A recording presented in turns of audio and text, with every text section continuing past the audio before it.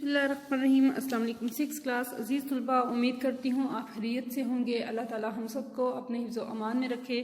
عزیز طلباء، آج ہم نے اشعار کی تشریح کرنی ہے۔ اس سے پہلے 2 لیکچر میں ہم نظم اتفاق کی پڑھائی اور اس کاپی کے کام میں املا کے الفاظ معنی الفاظ جملے کر چکے ہیں۔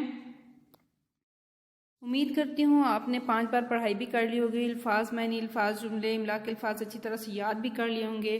جی، آج کا ہمارا جو کام ہے اس کا عنوان ہے اشعار کی تشریح۔ اشعار کی تشریح میں ہمارے پاس جو شعر ہے، شعر نمبر 1، جو ہوں آپس میں دشمن رحم ان قسمت کے ماروں پر، مثل مشہور ہے دو مل کے بھاری ہوں ہزاروں پر۔ عزیز طلباء، یہ شعر نظم اتفاق سے لیا گیا ہے، جس کے شاعر کا نام نسیم امروئی ہے۔ اور جب بھی ہم شعروں کی تشریح کرتے ہیں تو ہمیں چند باتوں کا خیال رکھنا چاہیے، جس میں سب سے پہلی بات یہ ہے کہ جب ہم شعر پڑھتے ہیں تو اس کا جو مطلب ہمارے ذہن میں آتا ہے، مفہوم کہلاتا ہے، اس کو ہمیں لکھنا چاہیے۔ اس کے علاوہ اشعار کی تشریح میں سب سے پہلے نظم کا نام اور جو شاعر کا نام ہے وہ بھی ہمیں شعروں کی تشریح میں لکھنا چاہیے۔ جی، مفہوم میں ہم یہ کہہ سکتے ہیں کہ جو لوگ آپس میں دشمن ہیں ان کی قسمت پر افسوس ہوتا ہے، ان پہ رحم کی نظر ڈالنی چاہیے، اور وہ اس حقیقت سے ناآشنا ہیں کہ 2 لوگ جو سے ہیں وہ 1000 لوگوں پہ بھاری ہو سکتے ہیں۔ جی عزیز طلباء، آپ کے لرننگ نوٹس میں سے شعر کی تشریح کی پڑھائی کرتے ہیں۔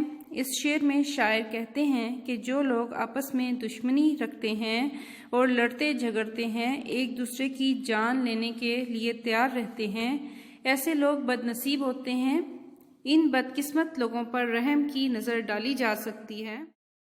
مشہور کہاوت ہے کہ ایک اکیلا ہوتا ہے 2 مل کر 11 بن جاتے ہیں۔ اسی کہاوت کو انہوں نے شعر میں شامل بھی کیا ہے کہ مثل مشہور ہے 2 مل کے بھاری ہوں ہزاروں پر، یعنی جب 2 لوگ آپس میں مل کر اتفاق و اتحاد سے رہتے ہیں تو وہ ہزاروں کو شکست دے سکتے ہیں۔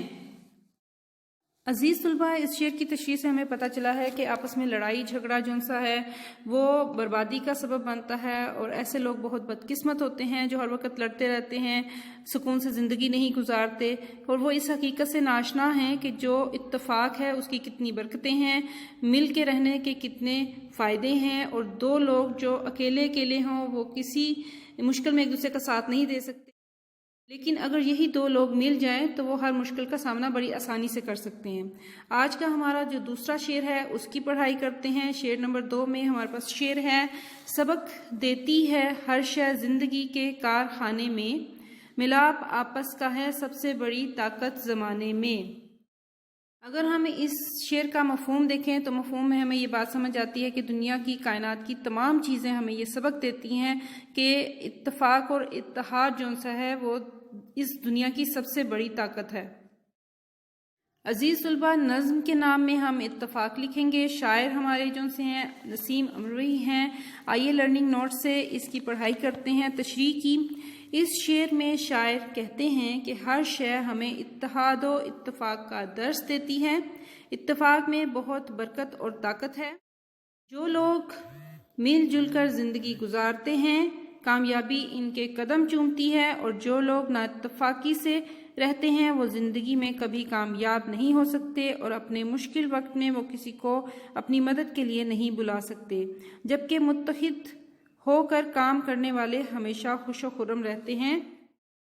یعنی عزیز طلباء، اگر آپ نے زندگی میں کامیابی حاصل کرنی ہے تو آپس میں اتفاق اور اتحاد سے کام لینا ہوگا، تاکہ زندگی کے ہر میدان میں آپ سرخرو ہو کے نکلیں۔ یہ دونوں اشعار، ان کا مفہوم، ان کے شاعر کا نام، نظم کا نام اور تشریح بہت اچھی طریقے سے آپ نے یاد کرنی ہے، اور اس کو خود زبانی لکھنے کی بھی کوشش کرنی ہے۔ عزیز طلباء، اپنا بہت خیال رکھیے گا۔ اللہ تعالی ہم سب کا حامی و ناصر ہو۔ اللہ حافظ۔